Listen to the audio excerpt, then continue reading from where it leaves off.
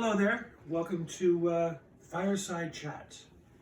This is, of course, the 2020 Greg Otovitz and Mrs Claypool World Tour of Scarborough, brought to you tonight from this little corner of the living room. And I'm going to read you a small bit from this chapter called Random Crap, Too Short to Warrant Their Own Chapters. The cover was done by Peter Cashier. It's going to be nice when it's finished. And there's a picture on the back of me at 4 o'clock in the morning on the streets of New York after a 7-foot transvestite threw a snowball, which I was hoping was made out of cocaine, but unfortunately it was not. It was made out of icing sugar. And that's the look on my face when that happened. Up close and uncomfortable. So this story is called My Pal Bob. So I'm sitting at home one night, minding my own business, when the little ding sound on my computer chimes to notify me that someone on Facebook is trying to get my attention. It's a friend request from Bob Dylan. Bob Dylan?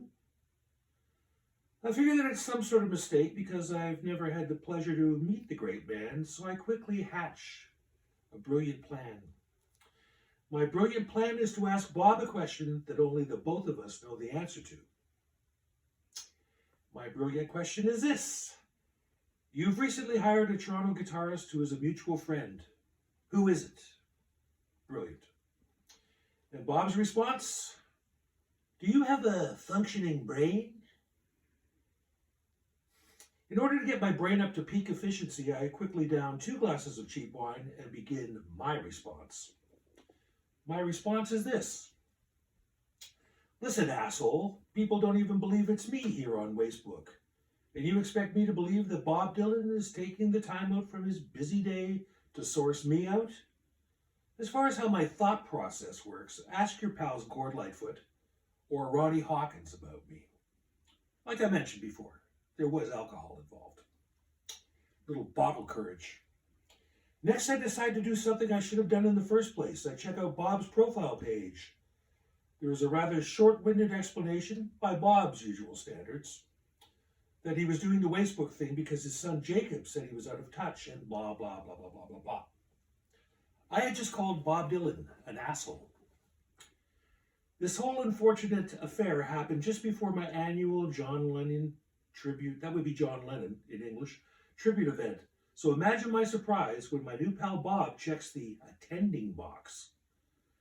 Now I happen to know that Bob does make unscheduled appearances at like events, but more likely he's just winding me up because I called him an asshole. Figure that I can spin this whole sorry incident as some good old-fashioned cheap publicity.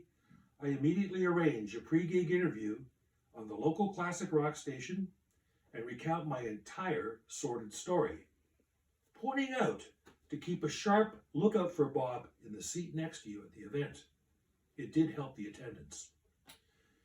By the way, the answer to my original skill testing question is this. Paul James. Bob has been sneaking around for years and dropping in at various clubs and police benevolent benefits to see Paul James play. I can understand this because Paul does look like Bob did once, and they both like those old songs that Paul likes to play. At the time, it wasn't public knowledge that Paul was going to do some gigs as Bob's guitar player. You see, it was a brilliant question. So, you know what? Come home, Bob Dylan. All is forgiven. And all is forgiven for a lot of things. I want you guys to stay cool out there, stay calm, wash your hands. I can see through my skin now. There's like veins in there I didn't even know existed. It's like they're translucent. Be kind to each other. Support small business. A big shout out to all the frontline workers out there. You know who you are. You're doing a great job. And we'll see you again. So thanks for tuning in.